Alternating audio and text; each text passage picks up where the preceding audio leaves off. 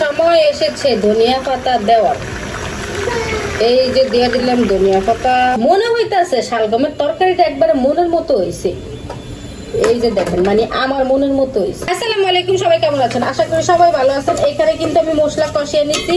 জিরা বাটা, রসুন বাটা, অল্প পরিমাণে আদা বাটা আর হলুদ, মরিচের গুঁড়া, লবণ এগুলো দিয়ে কিন্তু এই যে পেঁয়াজ রসুন বাজার সাথে কিন্তু সুন্দর করে মশলাটা কষিয়ে নিচ্ছি।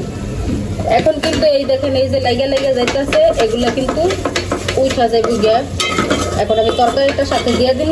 এই যে এখানে হচ্ছে যাইয়া শালগম আর আলু। এই শীতে কিন্তু এই প্রথম আনলাম আমি শালগম। আর শালগম কিনা হয় না আগে, আজকে প্রথম আনছি, মানে এই সিজনে আর কি।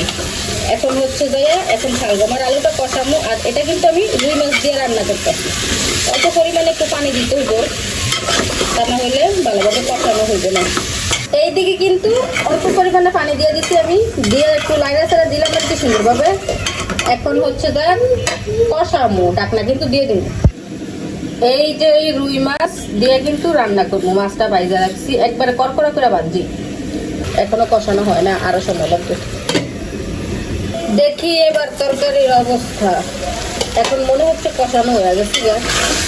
এই যে আসলেই কষানো হয়ে গেছে, জলটা কিন্তু শুকিয়ে গেছে, তেলটা বেসা গেছে গ্যাস।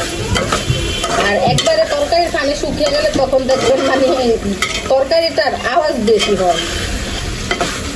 পানি শুকিয়ে গেলে তখন মানে যে পুড়ে যায় না সাইড দিয়ে, কিন্তু তখন বুঝতে যায় শব্দটা কিন্তু বেশি হয়।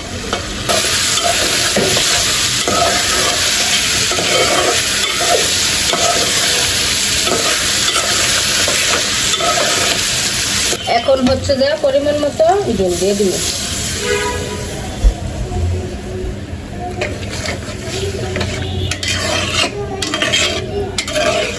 রান্না বাড়ির জাজালা শব্দ এখন বন্ধ। জল দেওয়ার পরে সব শব্দ বন্ধ।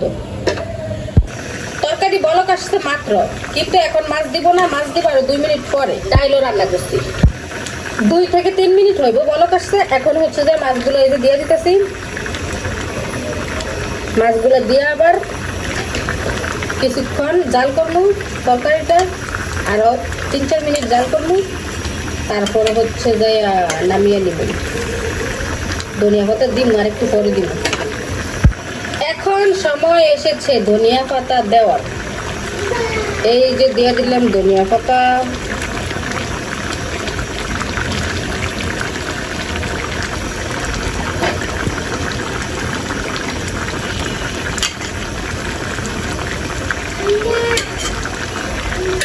এখন কিন্তু আমার তরকারিটা ফ্রাই হয়ে গেছে। এই দেখেন জল অনেকটা শুকিয়ে গেছে। আর এই যে শালগম গুলো দেখছেন, কুসুম দিয়া দেখতে না দেখতে গলা যেতেছে, খুবই নরম হচ্ছে। দেখেন, এই দেখেন ভালোই পড়ছে শালগম গুলো। কিছু শালগম আছে শক্ত টাইট হয়ে থাকে, শীত দিতে চায় না। এটা কিন্তু ভালোই পড়ছে।